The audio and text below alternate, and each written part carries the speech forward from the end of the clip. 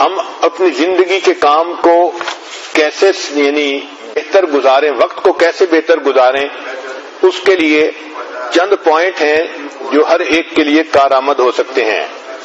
پہلی بات کہ اپنی نیند رات کے وقت میں پوری کر لیا کریں، پھر تہجد میں اٹھا کریں اور تہجد سے اپنے دن کی ابتدا کیا کریں۔ تہجد میں اللہ رب العزت کی طرف سے عنایات ہوتی ہیں۔ حدیث پاک میں آتا ہے کہ رات کے آخری پہر میں ایک فرشتہ اعلان کرتا ہے، هل من سائل فأعطی له، ہے کوئی سوال کرنے والا کہ جس کو عطا کیا جائے، ہے کوئی مغفرت کا چاہنے والا کہ جس کی مغفرت کی جائے۔ تو جب اللہ رب العزت کی طرف سے اعلان ہو رہا ہے، ہمیں چاہیے کہ ہم اس وقت جھولیاں پھیلایا کریں اور اللہ سے مانگا کریں۔ اس وقت مزدور کو مزدوری ملتی ہے، سائل کو اللہ کی طرف سے اس وقت نعمتیں ملتی ہیں، تو ہم اس وقت کو زندگی کا سب سے قیمتی وقت سمجھیں۔ چنانچہ ہمارے دن کی ابتدا تہجد سے ہونی چاہیے، اس وقت کو کبھی مس نہ کریں۔ کوشش یہی ہو کہ ہر رات میں تہجد کی توفیق نصیب ہو جائے، جتنے بھی تھکے ہوئے ہوں تہجد میں اللہ کے سامنے جھولیاں پھیلا کر بیٹھیں تاکہ ہمیں اللہ کی طرف سے روزینہ نصیب ہو جائے۔ پھر فجر کی نماز پڑھیں اور فجر کے بعد اپنے اسباق پورے کریں، اشراق پڑھیں اور اشراق کے بعد اپنے دفتر اور بزنس کے کاموں کی ابتدا کریں۔ حدیث پاک میں نبی اللہ تعالیٰ فرماتے ہیں، اے میرے بندے، دن کے شروع میں تو 4 رکعت پڑھ لیا کر، میں سارا دن تیرے کاموں میں تیری مدد کروں گا، تیری کفایت کروں گا۔ ذرا غور کیجئے کہ ہمارے سارے دن کے کاموں میں اللہ کی مدد شامل ہو جائے تو ہمیں اور کیا چاہیے، اور یہ نعمت مل جاتی ہے اشراق کے 4 نفل پڑھنے پر۔ اور اشراق کی نماز ہوتی ہے جب سورج طلوع ہوتا ہے، تقریباً 20 منٹ کے بعد انسان 4 رکعت پڑھ سکتا ہے۔ تو دن کے شروع میں یہ 4 رکعت پڑھ لیا کریں تاکہ ہمارے دن کے ہر کام میں اللہ کی مدد ہو۔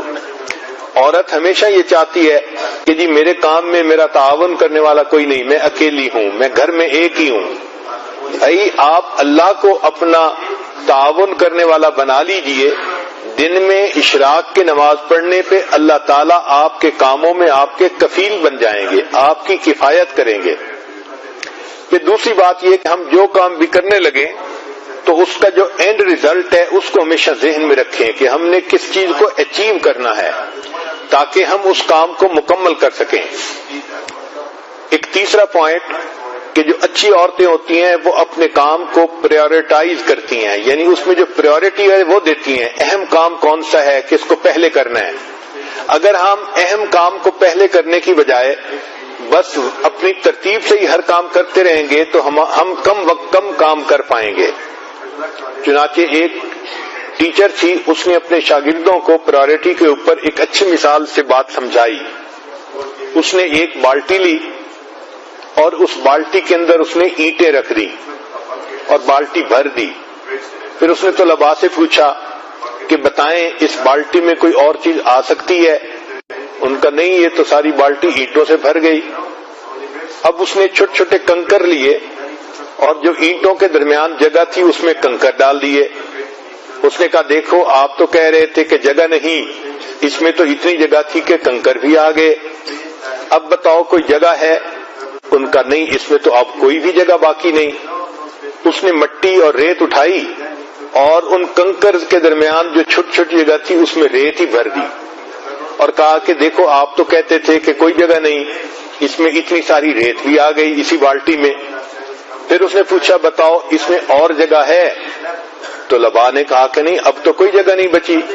اس نے پانی کا جگ لیا اور اس بالٹی کے اندر ڈالا، چنانچہ اس پورا جگ اس پانی یعنی پورا پانی کا جگ بالٹی کے اندر آ گیا۔ اس نے کہا دیکھو ابھی اس میں اتنی جگہ باقی تھی۔ پھر اس نے کہا کہ اچھا بتاؤ کہ آپ نے کیا سیکھا؟ انہوں نے کہا کہ ہم نے یہ سیکھا کہ آپ اس میں جگہ بناتی ہی چلی گئیں۔ اس نے کہا نہیں، اس میں نے تمہیں یہ بات سکھانی تھی کہ پریورٹی اصل چیز ہوتی ہے۔ اگر میں اس بالٹی کو پانی سے پہلے بھر دیتی تو اس میں نہ اینٹیں آ سکتی تھیں، نہ ریت آ سکتی تھی، نہ کنکر آ سکتے تھے۔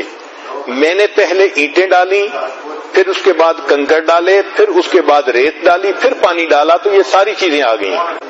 تو ہمارے وقت کی بھی یہی مثال ہے کہ اگر ہم پریورٹی کے بغیر کام کرنے لگیں گے تو کام نہیں کر سکیں گے، اور اگر پرائورٹائز کر لیں گے تو دیکھیں ایک کام کے اندر دوسرے کا وقت نکل آئے گا، دوسرے کے اندر تیسرے کا، اور ہم کئی سارے کاموں کو ایک وقت میں کر سکیں گے۔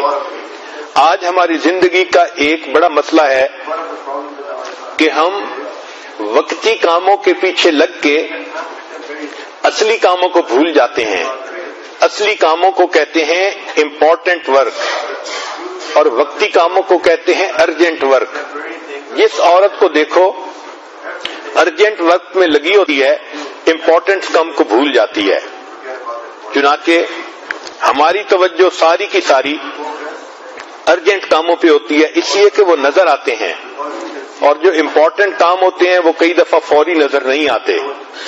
مثلاً اپنے مقصد کو سامنے رکھنا یہ امپورٹنٹ کام ہے، اور وقتی ضرورت کے پورا کرنا یہ ارجنٹ کام ہے۔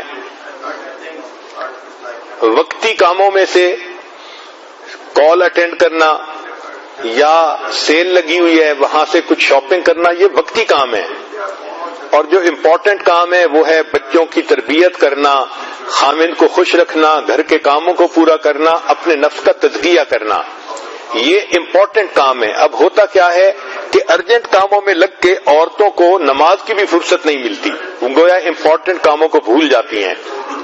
سکسیسفل پرسن وہ ہوتا ہے جو امپورٹنٹ کاموں کو یاد رکھتا ہے اور ان کو بھولتا نہیں۔ چنانچہ 3 لفظ یاد رکھیے، 3 سٹیپ ہیں کامیاب زندگی کے: اپنے کاموں کو پرائورٹائز کرنا، دوسرا ان کو آرگنائز کرنا، اور تیسرا زندگی میں ایک ڈسپلن پیدا کرنا۔